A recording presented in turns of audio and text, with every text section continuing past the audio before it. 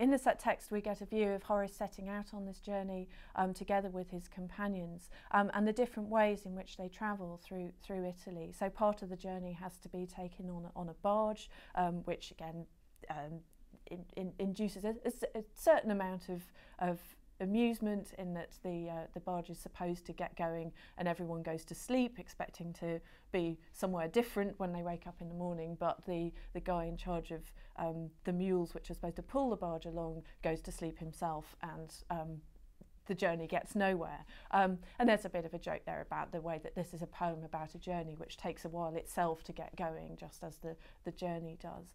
And further down, we also get this sort of mixture of different places where Horace stays. So he might sometimes they're staying in tavernas or like little hostels along the way, and sometimes they seem to be staying at the country houses of friends or contacts of the group. Horace is making this journey to accompany his friend and patron Maecenas from Rome to Brundisium. And Maecenas is a very rich and important figure who is friends with Octavian, who will go on to become the Emperor Augustus.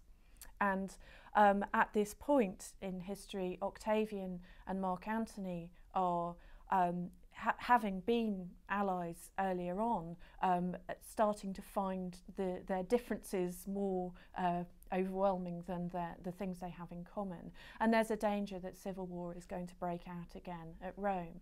So the point of this journey is for representatives from different sides of the argument, from Octavian's side and from Mark Antony's side, to come together and try and thrash out an agreement which will make sure that they continue to basically run Rome more or less together, and that war won't break out. One of the things that's quite interesting about the poem is that although I've just said this background is quite important, within the poem itself it's very, very much downplayed. We get this one section where Horace does say that he's there with Maecenas, who is accustomed to reconciling friends who have fallen out. But that's basically the only kind of reference that we get to the forthcoming Pact of Brundisium. And even after Horace has made this comment about Maecenas, he then goes back to talk about himself and how he had sore eyes and wanted to go to bed early.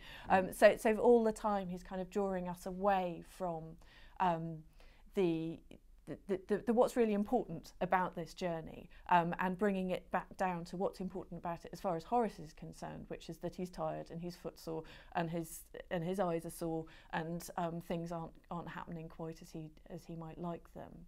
On the positive side, he also gets to see his friend Virgil, which is a moment in the poem where he's actually quite cheerful for once and says, "Oh, it was great to see Virgil."